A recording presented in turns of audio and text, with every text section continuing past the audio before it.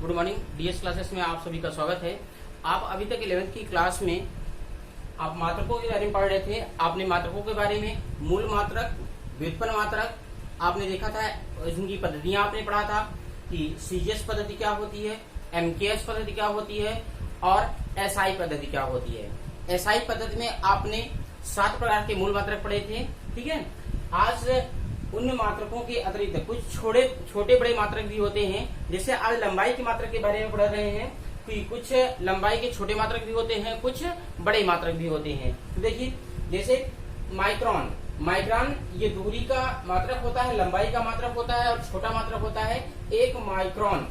1 micron mu is equal to 10⁻⁶ metre, यानी कि 1 micron 10⁻⁶ metre के इक्वल होता है और 1 angstrom equal to 10⁻⁻10 metre. 1 nanometre is equal to 10⁻⁹ metre and 1 fermi is equal to 10⁻⁻15 metre. x unit is equal to 10⁻⁻14 metre. 1 mile is equal to 1604 metre. तो देखिए, ये micron, angstrom, nanometre, fermi और unit, X unit, ये सब लंबाई के छोटे मात्रक होते हैं। और यहाँ पर मील जो है ये बड़ा मात्रक होता है। दरअसल आप जानते हैं 1 माइक्रोन इक्वल टू 10⁻⁻6 मीटर होता है। 1 micron is equal to 10⁻⁻6 metre. अगर इसी को हम अपोजिट लिखें कि 1 मीटर इज इक्वल टू कितना होता है, कितना माइक्रोन होता है, तो ये हो जाएगा 10⁻6 माइक्रोन। ठीक है, इसी का ठीक अपोजिट होता है। ये ध्यान रखिएगा, ये जो संख्या है, ये जो न्यूमेरिकल वैल्यू है, देख रहे हैं ना, ये न्यूमेरिकल वैल्यू 10⁻⁻6 से 1 से छोटा है और 10⁻⁶ क्या है, 1 से बड़ा है। जब दो मात्रकों को लिखते हैं आप, एक तरफ माइक्रोन है, एक तरफ मीटर है, तो मीटर की तरफ अगर लिखेंगे तो छोटा वाला लिखेंगे क्योंकि मीटर बड़ा होता है, माइक्रोन छोटा होता है, मीटर और क्या होता है, बड़ा होता है। तो जब बड़े की तरफ ये संख्या लिखेंगे, उसके पास में लिखेंगे, मल्टीप्लाई करेंगे तो छोटी संख्या का करेंगे। और जब 10⁻⁶ यानी कि बड़ी संख्या करेंगे तो किसमें करेंगे, छोटे मात्रक में। तो ये हमेशा ध्यान रखिएगा, अगर मात्रक बड़ा है तो संख्या क्या होगी, छोटी होगी। यहाँ मात्रक छोटा है तो संख्या क्या है, बड़ी है। 10⁻⁶ से 1 से क्या है, छोटा है। तो देखिए, यहाँ मीटर, यहाँ माइक्रोन, ये हमेशा ध्यान रखिए क्योंकि इसको इक्वल करना होता है, इक्वल है यहाँ पर, इसलिए मीटर और माइक्रोन।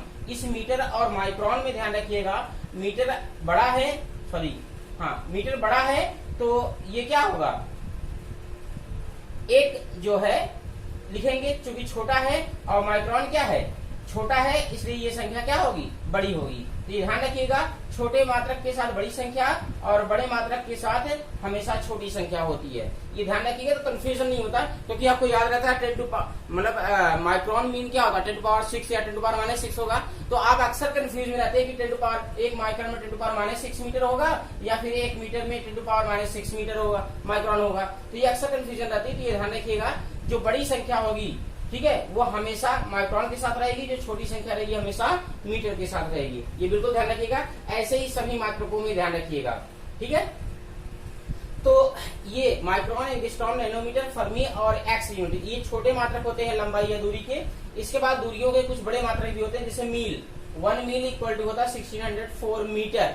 ठीक है, इसके अलावा कुछ बड़ी बड़ी दूरियां होती, खगोलीय दूरियां नापने के लिए होती हैं। जैसे एक तारे से दूसरे तारे की दूरी, पृथ्वी से किसी तारे की दूरी, पृथ्वी से चंद्रमा की दूरी, पृथ्वी से सूर्य की दूरी, ये सब दूरियां नापने के लिए क्या होता है, बड़े बड़े मात्रक भी यूज किए जाते हैं। उनमें से एक मात्रक है खगोलीय मात्रक, एस्ट्रोनॉमिकल यूनिट। ठीक है, एयू, एस्ट्रोनॉमिकल यूनिट।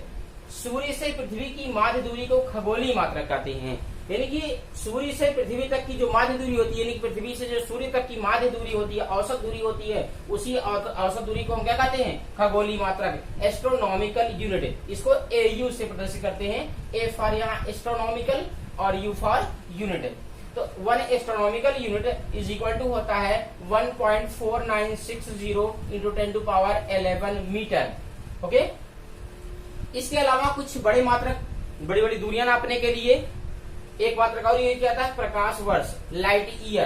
प्रकाश वर्ष ये ध्यान रखिएगा प्रकाश वर्ष, इसमें वर्ष लगा हुआ है तो अक्सर आप कंफ्यूज रहते हैं कि ये वर्ष समय का मात्रक तो नहीं है, तो ऐसा नहीं है। प्रकाश वर्ष किसका मात्रक है? दूरी का मात्रक है। ये काफी इंपॉर्टेंट क्वेश्चन है, इसको बिल्कुल ध्यान रखिएगा कि प्रकाश वर्ष किसका मात्रक है? दूरी का मात्रक है, समय का मात्रक नहीं है, ये बिल्कुल ध्यान में रखिएगा। ओके, तो एक प्रकाश वर्ष होता क्या है? प्रकाश द्वारा एक वर्ष में निर्वात में चली गई दूरी को प्रकाश वर्ष कहते हैं। यानी कि प्रकाश निर्वात में एक वर्ष में जितनी दूरी तय करता है उसी क्या कहते हैं? प्रकाश वर्ष। आप जानते हैं कि जो प्रकाश है, एक बार आप इसका स्क्रीनशॉट ले लीजिए ताकि नोट्स बनाने में आपको सहायता मिले।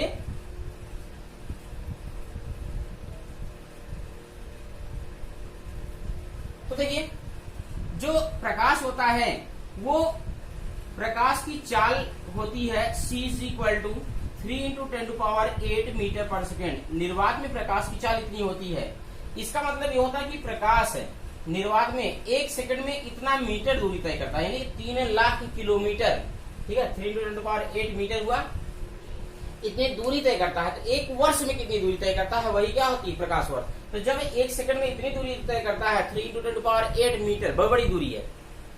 ठीक है, जब इतनी दूरी तय करता है तो वो एक घंटे में बहुत दूरी तय करेगा, और एक महीने में तो और ज्यादा दूरी तय करेगा, और एक वर्ष में क्या होगा? बहुत अधिक दूरी तय करेगा। तो एक वर्ष में प्रकाश जितनी दूरी तय करता है उसी दूरी को क्या कहते हैं? प्रकाश वर्ष। तो एक प्रकाश वर्ष इज इक्वल टू निर्वात में प्रकाश की चाल इंटू वर्ष, क्योंकि प्रकाश वर्ष दूरी है, दूरी बराबर क्या होता है?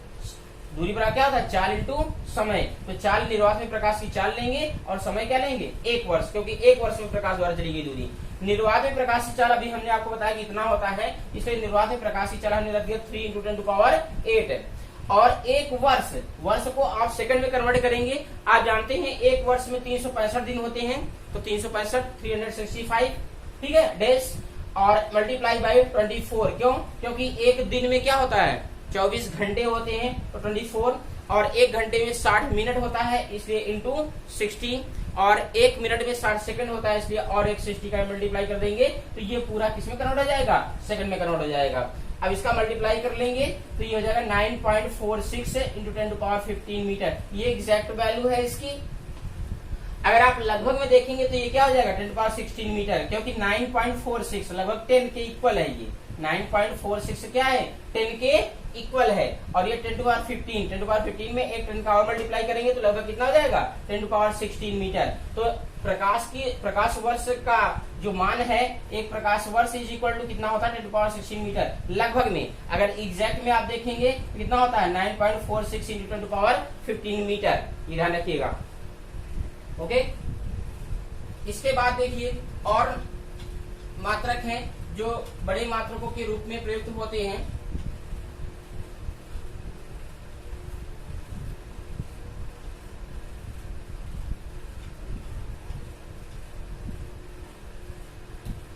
जैसे पार्सेक होता है,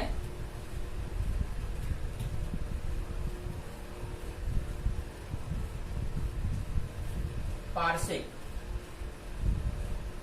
पार्सेक पार्सेक इसको बोलते हैं पैरालेक्ट्रिक सेकेंड, पैरालेक्ट्रिक सेकेंड, या इसी को लिखते हैं पार्सेक। पार्सेक, ये ध्यान रखिएगा, पैरालेक्ट्रिक सेकेंड यहाँ का ये लेते हैं PAR, पार, और सेकेंड का SEC, तो ये हो जाता है पार्सेक। तो पार्सेक का फुल फॉर्म क्या होता है? पैरालेक्ट्रिक सेकेंड। ओके, तो जो ये एक पार्सेक होता है, ये पार्सेक होता क्या है? ठीक है, एक पार्सेक वह दूरी होती है, एक पार्सेक क्या होता है? एक पार्सेक वह दूरी होती है जो एक एस्ट्रोनॉमिकल यूनिट का जो चाप होता है, एक एस्ट्रोनॉमिकल यूनिट का जो चाप होता है वो उस बिंदु पर एक सेकंड का कोण अंतरित करता है। ठीक है, वही क्या कहलाता है? पार्सेक। ठीक है,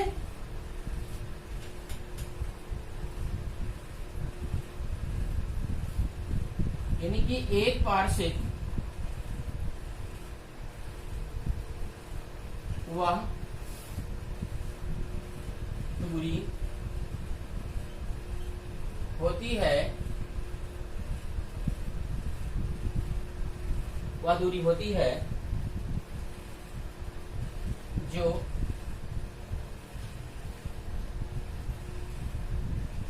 एक खगोलीय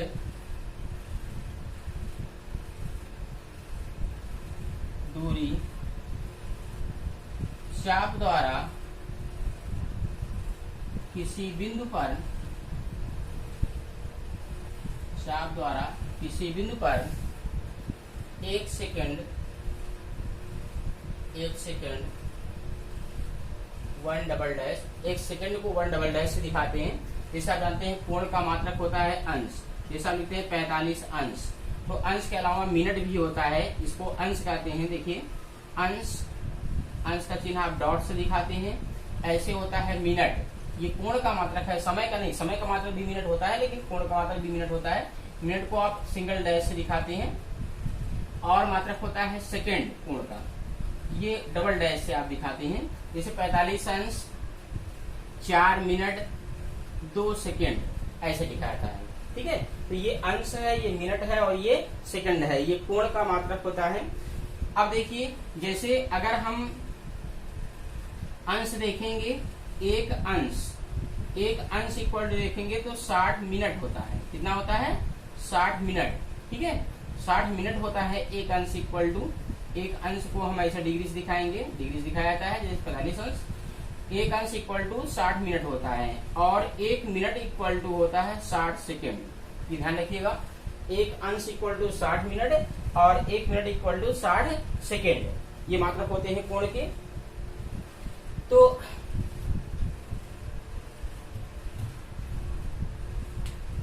एक पार्शिक वह दूरी होती है जो एक खगोलीय दूरी चाप द्वारा किसी बिंदु पर एक सेकंड का कोण, किसी बिंदु पर एक सेकंड का कोण अंतरित करता है, अंतरित करता है। आप जानते हैं चाप इक्वल टू कोण इक्वल टू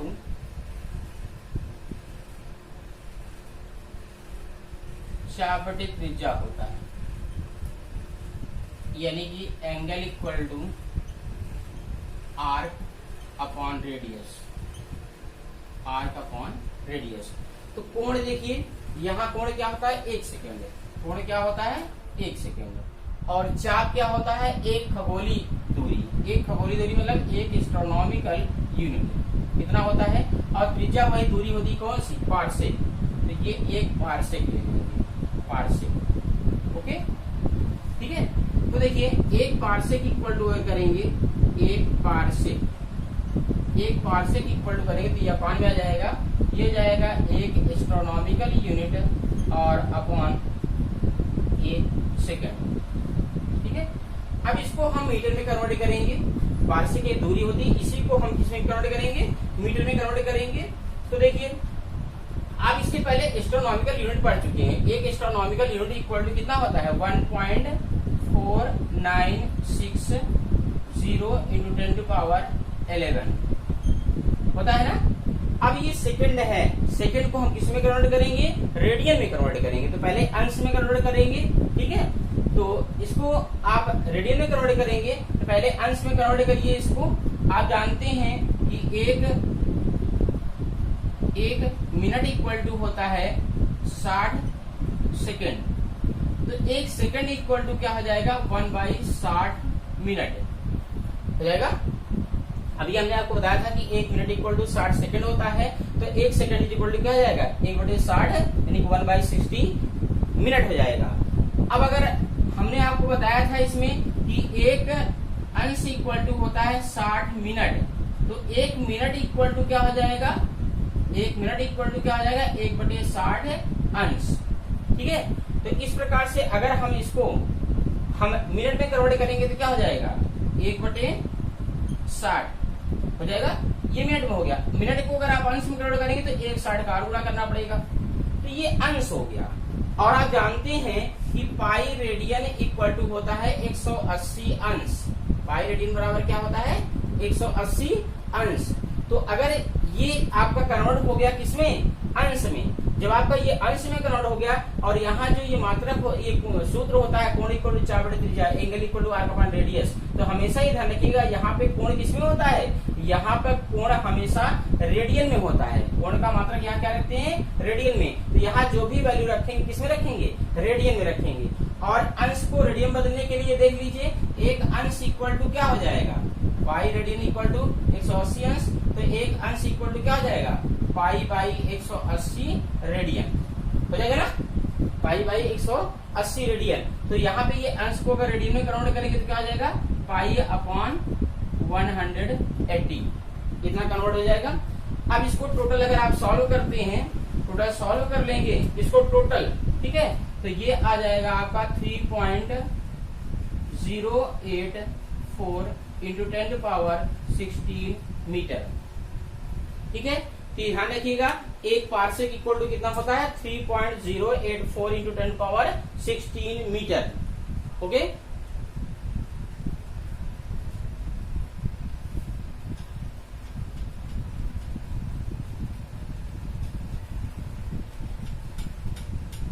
इसके बाद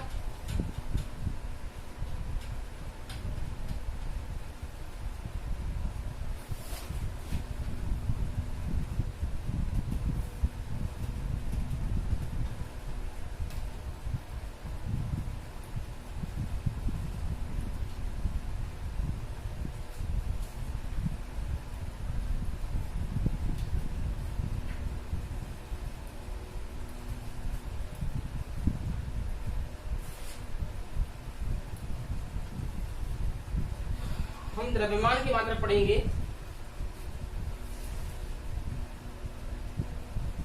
द्रव्यमान की मात्रा,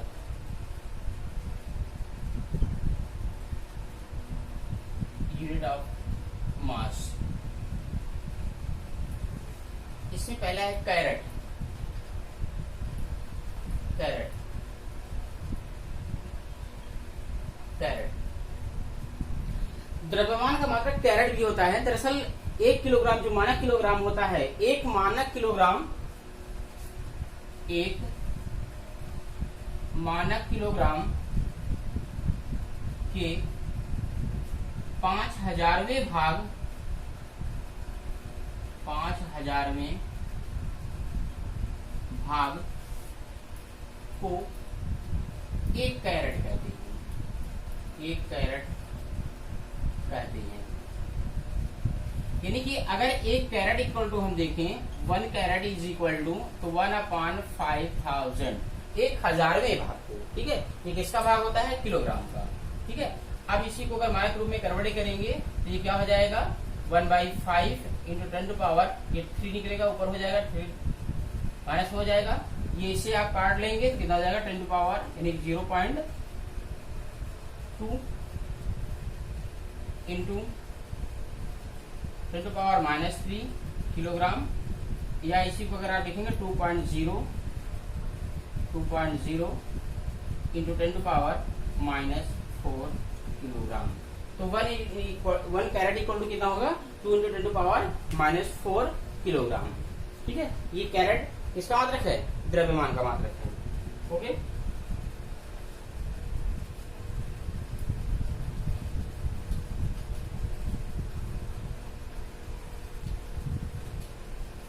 इसके बाद देख लीजिए परमाणु द्रव्यमान मात्रक। सेकंड नंबर है परमाणु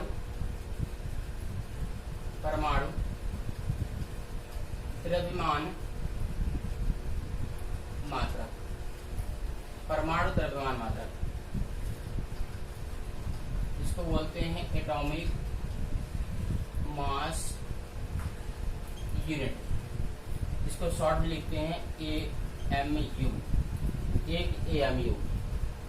ठीक है, देखिए जो परमाणु द्रव्यमान मात्रक है ये AMU, ये परमाणु द्रव्यमान मात्रक छोटे छोटे जो कण होते हैं उन कणों के द्रव्यमान मापने के लिए बनाए जाते हैं। जैसे इलेक्ट्रॉन हो गया, प्रोटॉन हो गया और न्यूट्रॉन हो गया, कोई परमाणु हो गया, ठीक है, उसका नाभिक हो गया। तो इन सब क्या है, ये सब क्या है, छोटे कण होते हैं, बहुत ही मूल कण होते हैं।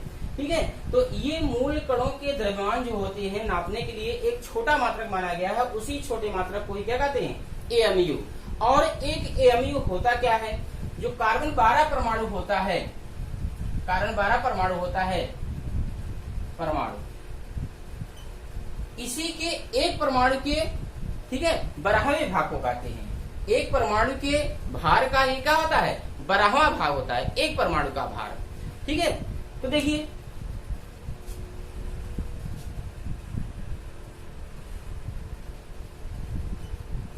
कार्बन 12 परमाणु के 12वें भाग को एक एएमयू कहते हैं, एक एएमयू कहते हैं। और इस मात्रक का प्रयोग किसमें किया जाता है, इलेक्ट्रॉन का भार मापने के लिए, इलेक्ट्रॉन का भार मापने के लिए, प्रोटॉन का भार मापने के लिए, प्रोटॉन का भार मापने के लिए और न्यूट्रॉन का भार मापने के लिए। ये छोटे कण होते हैं इन सब का भार मापने के लिए, ठीक है। जैसे परमाणु नाभिक हो गया, परमाणु हो गया, इन सब का भार भी किसके द्वारा नापा जाता है, एएमयू मात्रक में ही नापा जाता है, ठीक है। तो एएमयू मात्रक क्या होता है, छोटे कणों के द्रव्यमान मापने के लिए किया जाता है। अब यहाँ देख लीजिए कार्बन 12 परमाणु के 12वें भाग को एक एएमयू कहते हैं। अब थोड़ा इसको समझ लीजिए कि एक एएमयू जो होता है ये कितने ग्राम के इक्वल होता है, ठीक है। तो देखिए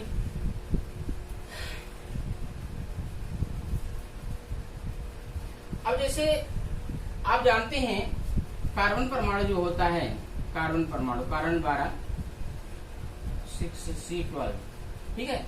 इसका परमाणु भार कितना होता है, परमाणु भार, कार्बन 12 का परमाणु भार कितना होता है, 12, ठीक है। परमाणु भार 12 होता है। परमाणु भार एक्चुअल में होता क्या है, आप इसको समझ लीजिए। देखिए आप जानते हैं कि एक मोल का मान कितना होता है, कितना होता है, 6.022 इंटू 10⁻23,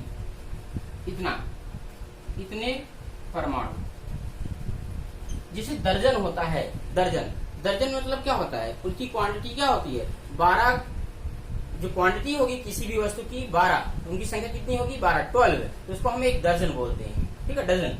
तो ये दर्जन होता है। ऐसे एक मोल की मात्रा कितनी होती है, 6.022 इंटू 10⁻23, इतनी अगर उसकी संख्या है तो उसको हम एक मोल कहेंगे, समझ में आ रहा है। जैसे आप दर्जन यूज करते हैं, 12 दर्जन, ठीक है, 12 की संख्या होती है उसको एक दर्जन बोलते हैं। जैसे आपसे कोई कह दे कि एक दर्जन केला कितना होता है, 12 केला। एक दर्जन पेंसिल में क्या होता है, 12 पेंसिल। उसी प्रकार एक मोल अगर यूज करेंगे, एक मोल पेंसिल इतने पेंसिल, एक मोल परमाणु इतने परमाणु, एक मोल अणु तो इतने अणु, ठीक है। तो एक मोल ये संख्या होती है, इसको दिखाता है, ठीक है। तो जो परमाणु भार होता है वो एक परमाणु का भार नहीं होता है, किसी भी जो तत्व का परमाणु भार होता है उस तत्व के एक परमाणु का भार नहीं रहता है, बल्कि कितने तत्वों का परमाणु भार हो, कितने परमाणुओं का भार होता है, वो एक मोल परमाणुओं का भार होता है। तो परमाणु भार किसे कहते हैं, किसी तत्व के इतने परमाणुओं के भार को ही क्या कहते हैं, परमाणु भार।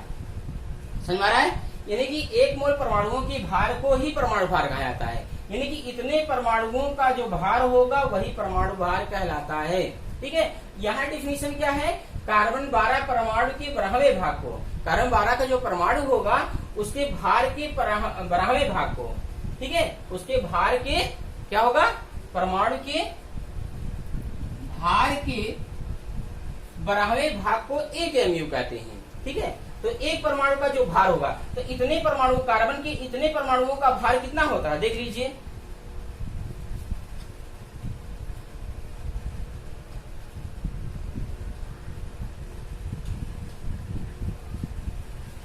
जैसे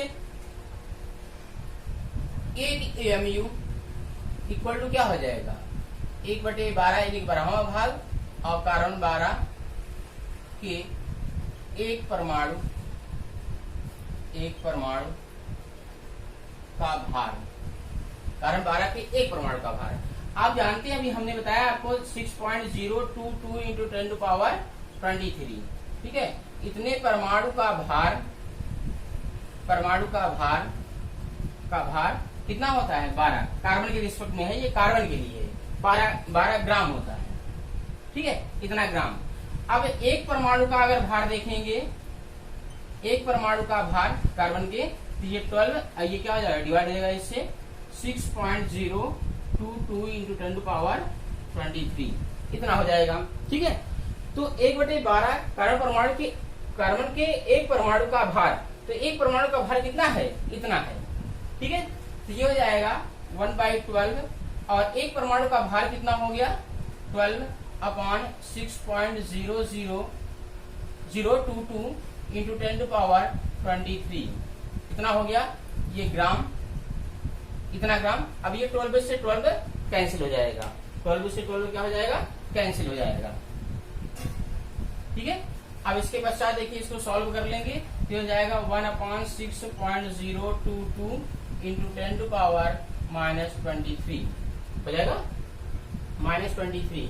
अब ये ग्राम में होगा, इसको टोटल आप सॉल्व करेंगे तो आएगा 1.66 इंटू 10 टू पावर -27 किलोग्राम। ये ध्यान रखिएगा, एक AMU क्या होता है? इसके इक्वल होता है, ठीक है। एक AMU equal to 1.66 into 10 to power -27 kilogram.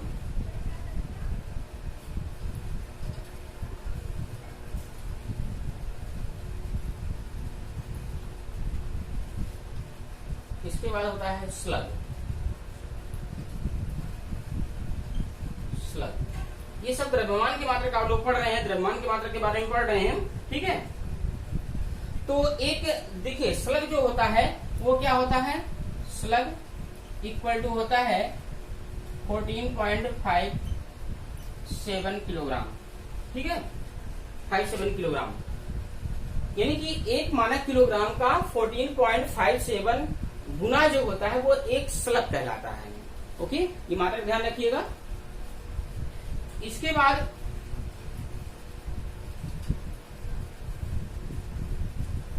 Chandrashekhar सीमा, ये भी द्रव्यमान का मात्रक होता है। चंद्रशेखर लिमिट ये दरअसल चंद्रशेखर वेंकट रमन साइंटिस्ट है, ब्लैक होल का अध्ययन करते समय उन्होंने पाया बड़े बड़े द्रव्यमान जो होते हैं उनको मापने के लिए यूज किया जाता है। उन्हीं के नाम पर चंद्रशेखर सीमा रखा गया है। इसको शॉर्ट में लिखते हैं CSL, ठीक है, चंद्रशेखर और एक चंद्रशेखर लिमिट, ठीक है, उसके आधार पर रखा जाता है ये। तो देखिए, ये दरअसल चंद्रशेखर सीमा जो होती है, जो सूर्य है, सूर्य का जो औसत द्रव्यमान है उसी का 1.4 गुना होता है, ठीक है। तो एक CSL इज इक्वल टू क्या हो जाएगा? 1.4 इंटू सूर्य का औसत द्रव्यमान, सूर्य का औसत द्रव्यमान। तो इसमें इतना याद रखिएगा कि एक चंद्रशेखर सीमा जो होती है वो क्या होती है? वो सूर्य के औसत द्रव्यमान का 1.4 गुना होता है, यानी कि 1.4 गुना अधिक होता है, ओके।